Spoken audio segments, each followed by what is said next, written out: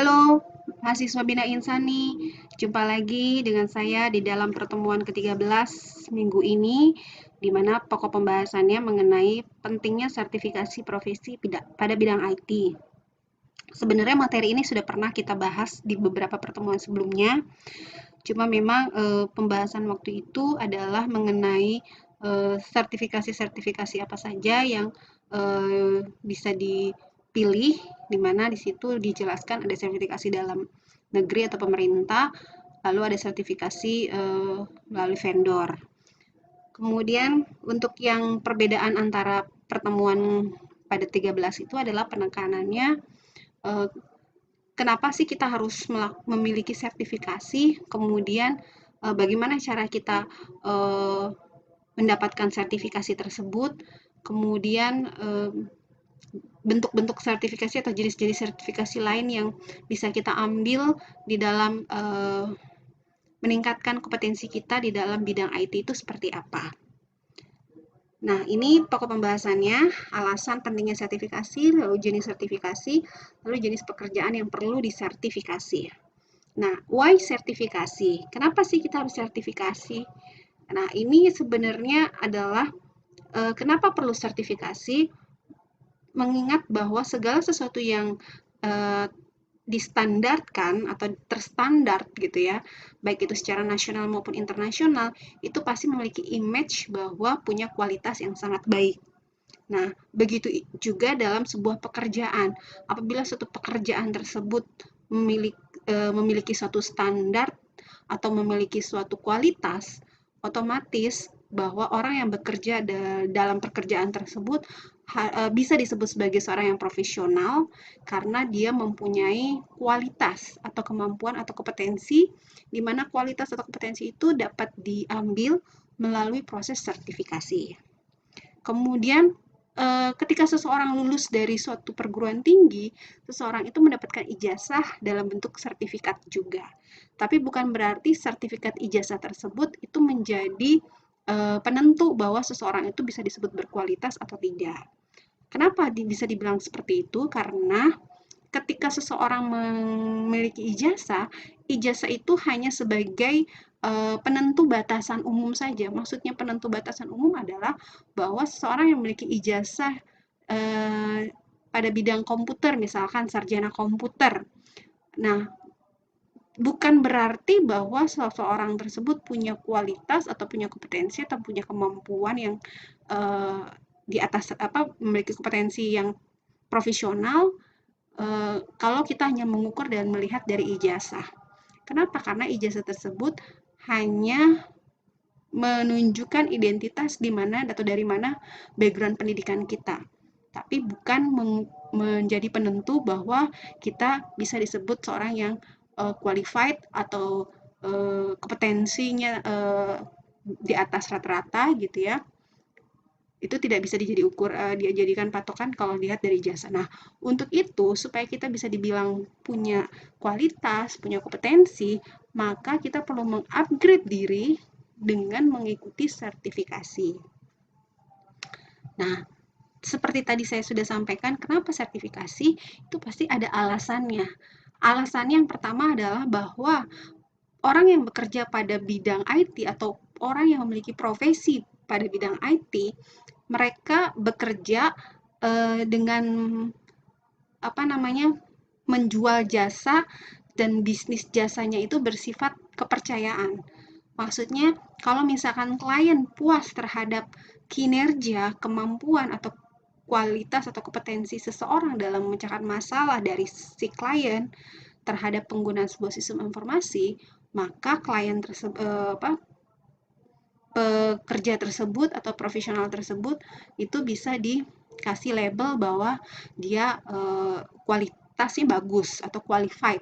Atau bahkan ketika seseorang memiliki sertifikasi suatu profesi, maka orang sudah tidak bisa lagi meragukan kemampuan atau kualitas tersebut. Artinya sudah diakui, maka orang pasti akan percaya gitu, trust. Oh iya, orang tersebut punya kualitas atau punya kompetensi. Kemudian profesi di bidang IT itu mempengaruhi suatu perkembangan teknologi informasi. Ketika perkembangan teknologi informasi berubah dengan sangat cepat, otomatis kemampuan atau kompetensi seseorang terhadap suatu pengetahuan di bidang IT pun juga harus berubah gitu. Maka dari itu sertifikasi itu tidak untuk seumur hidup, ada masa berlakunya karena bidang pengetahuan di bidang teknologi informasi itu selalu berubah-ubah atau sifatnya dinamis dan selalu berkembang dari waktu ke waktu. Kemudian seseorang yang memiliki sertifikat di bidang IT, apalagi yang bertaraf internasional, itu menunjukkan bahwa pekerja tersebut sangat profesional di bidangnya dan diakui secara nasional maupun secara internasional, dan juga memiliki kemampuan dan kompetensi yang bisa dibuktikan dengan sertifikat tadi.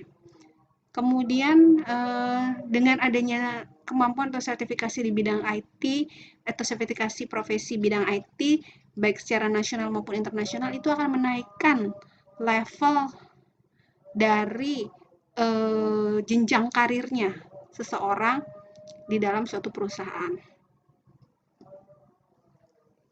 Berikut ini ada 3 jenis model sertifikasi.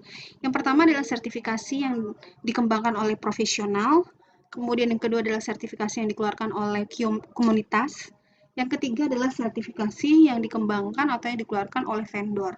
Kalau profesional berarti sertifikasi yang dikeluarkan oleh profesi tertentu, misalkan British Computer Society, Australian Computer Society, jadi dari Inggris, society atau komunitas, bukan komunitas ya, kelompok profesi komputer Inggris, kelompok komputer Australia, atau bahkan kelompok komputer kelompok profesi komputer seluruh ASEAN atau biasa disebut juga dengan nama SEARCC, Southeast Asian Regional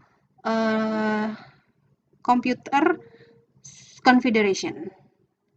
Lalu yang kedua adalah sertifikasi yang dikeluarkan oleh komunitas suatu profesi. Misalkan komunitas Linux, komunitas auditing, atau komunitas manajemen proyek, atau komunitas business solution, atau komunitas manajemen proses sistem, atau komunitas sistem yang mengeluarkan suatu sertifikasi. Kemudian ada juga sertifikasi yang dikeluarkan oleh vendor. Vendor-vendor ini berhubungan dengan perusahaan-perusahaan yang bergerak di bidang IT, baik itu hardware maupun software. Kalau hardware-nya seperti Oracle, kemudian Microsoft, kemudian SUSE, ya, atau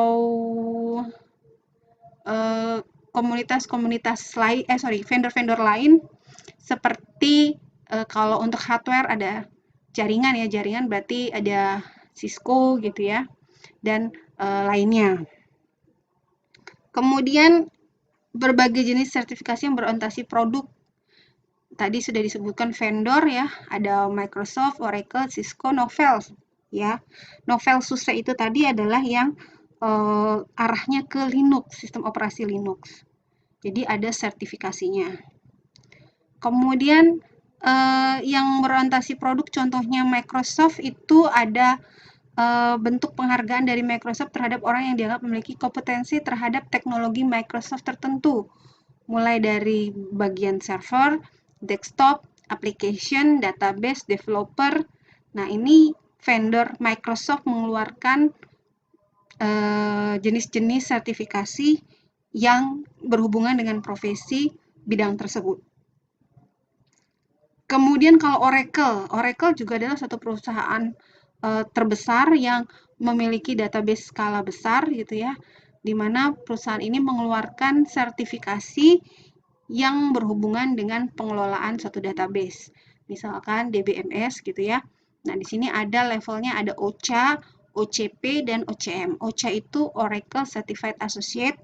Kalau OCP adalah Oracle Certified Professional. OCM adalah Oracle Certified Master. Jadi ini adalah jenjang sertifikasi kompetensi seseorang yang harus diambil jika ingin memiliki sertifikasi ini, kemudian dibedakan dari level masing-masing. Dan ini sifatnya internasional gitu ya. Artinya kalau kita mempunyai sertifikasi ini, maka keahlian atau kemampuan kita itu akan diakui secara internasional. Kemudian ada lagi Cisco. Cisco juga sama ya. Ini sertifikasi di bidang jaringan. Ada yang CCNI, CCNP, ya. Kemudian kalau untuk Novell juga sama nih, sertifikasi Linux profesional dan seterusnya. Nah, kalau sertifikasi yang berorientasi jenis pekerjaan itu ada dibagi dua, pemerintah dan internasional vendor. Nah, tadi vendor sudah dijelaskan. Nah, sekarang kalau nasional pemerintah, ini adalah contoh-contoh jenis pekerjaan yang sudah dipetakan oleh Kominfo bekerja sama dengan BNSP dan juga beberapa perguruan tinggi negeri maupun swasta di bidang komputer telah membuatkan suatu peta okupasi dalam kerangka nasional Indonesia. Artinya ini adalah jenis-jenis pekerjaan yang wajib untuk disertifikasi.